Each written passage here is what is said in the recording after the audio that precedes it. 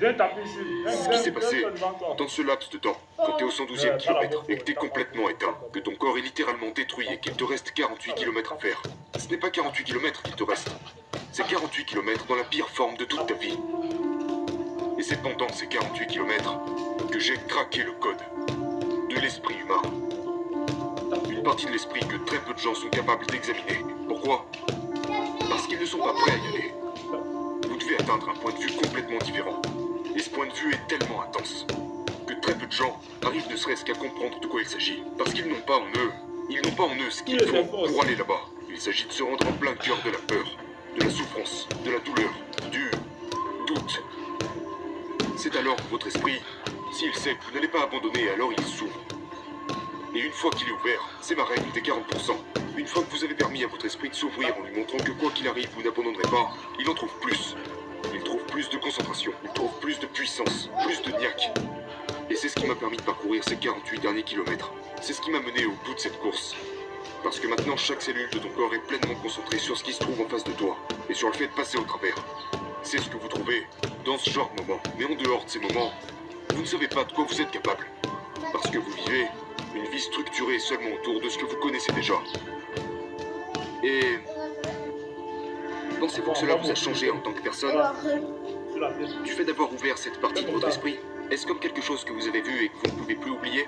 Est-ce addictif? Est-ce quelque chose que vous voulez? Quelque chose que vous voulez revivre? Ce n'est pas addictif du tout. Parce que, croyez-moi, vous n'avez pas envie de le vivre. Mais c'est incontestablement quelque chose qui change radicalement le regard que vous portez sur les gens. Parce qu'une fois que tu l'as vu, ça aurait été différent si j'avais été né avec une cuillère en argent dans la bouche. Si tout m'avait été donné. Et si la vie avait été simple. Mais en sachant d'où je viens et où j'en suis maintenant, juste parce que j'ai été capable d'ouvrir quelques portes de plus, c'est ce qui me déçoit quand je regarde les gens. Tu vois ce que je veux dire? Donc ce n'est pas que je veux le revivre, mais c'est que je sais que je peux y aller. Et une fois encore, je sais que d'autres personnes peuvent y aller. Donc je suppose que c'est ce qui me différencie des autres. C'est que maintenant je sais que j'ai la capacité de me rendre dans un espace si profond de mon esprit qui me permet d'accomplir des choses plutôt incroyables. Pas parce que je suis incroyable, mais parce que j'ai permis à mon esprit de s'ouvrir aux possibilités quant aux choses que je peux réaliser.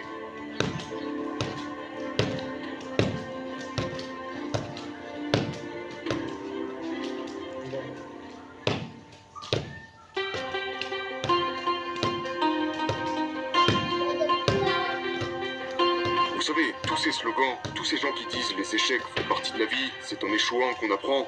Il m'est arrivé de dire ce genre de truc auparavant, mais la vérité c'est que c'est vraiment un ramassis de conneries. C'est tout ce que c'est. Je vais être honnête avec toi, mec. Ça ne va pas plaire à beaucoup de gens, ça. Non, je suis vraiment fatigué d'entendre tous ces clichés, tous ces... Tu sais, genre... posters, toutes ces citations, toute cette merde. Parce que la moitié des gens qui écrivent cette merde ne suivent même pas les conseils dont ils parlent. La moitié des gens qui parlent d'échecs, c'est juste des millionnaires à la con assis dans leur belle maison qui sont bien à l'abri de tout ce dont ils parlent. Donc, c'est juste un truc qui m'en fout. Pour ce sentiment. Mais je ne peux pas avoir ce sentiment sans passer par fuck. J'ai raté cette équation. J'ai encore raté. J'ai encore raté. J'ai encore raté. Oh, ça y est, j'ai compris. Et vous commencez à le sentir avant de réussir. Avant même de commencer à vous dire que vous avez une chance. Et puis une fois que vous avez réussi, le sentiment est indescriptible. Et maintenant vous prenez ce sentiment de succès et ces échecs associés et vous le mettez dans le pot à cookies. Et vous dites, toi là, je vais revenir te chercher quand j'aurai besoin de toi. Sur la route de ma vie, je vais revenir vers toi. Donc en gros ce que vous dites, c'est que le niveau de satisfaction dans le succès est directement proportionnel à la taille des échecs. Plus les échecs sont gros, meilleur est le sentiment de succès. Est-ce que ça devient addictif? Ça l'est. Ça l'est. Ça devient tellement addictif que l'échec finit par ne même plus te déranger. Parce que tu sais maintenant que je vais juste foncer. Sur le prochain essai, j'ai mordu sur quelque chose de vraiment gros. Ce qui veut dire que les sentiments le seront tout autant. Donc, ce que je dis c'est que il faut passer par l'échec pour atteindre le plus beau sentiment de ce monde.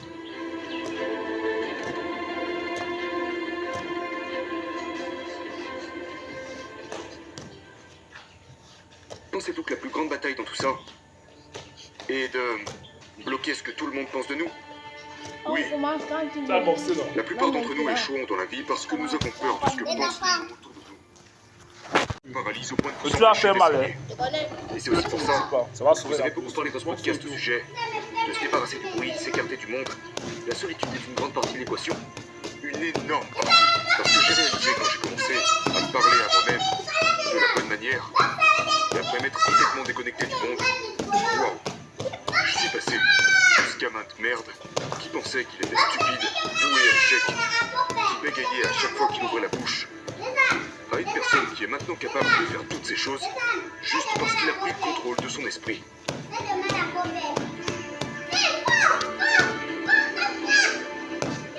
Quand t'arrives au point où t'en as vraiment rien à foutre, t'es dangereux.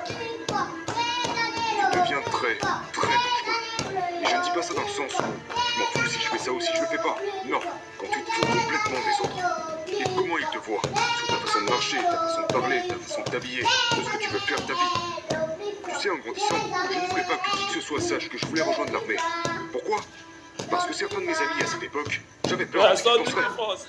Tu sais, pourquoi ils voudraient rejoindre l'armée celui-là? Comment tu veux faire ça? J'avais peur de ce que les autres penseraient de moi. Ne pensez-vous pas qu'en faisant comme ça, vous risquez de devenir un petit peu froid? Si vous ne vous souciez jamais de ce que pensent les autres? Si vous ne vous souciez pas par exemple de ce que pense votre fiancé ou vos enfants? Eh bien justement, c'est pour ça que vous devez vraiment comprendre ce que ça implique. Si votre fiancé et vos enfants ne croient pas en vous, vous ne pouvez pas vous arrêter à ça. Ça veut dire que vous avez choisi le mauvais personnel de soutien. Il doit y avoir. C'est pourquoi les gens ne se comprennent pas bien les uns les autres. Votre personnel de soutien, genre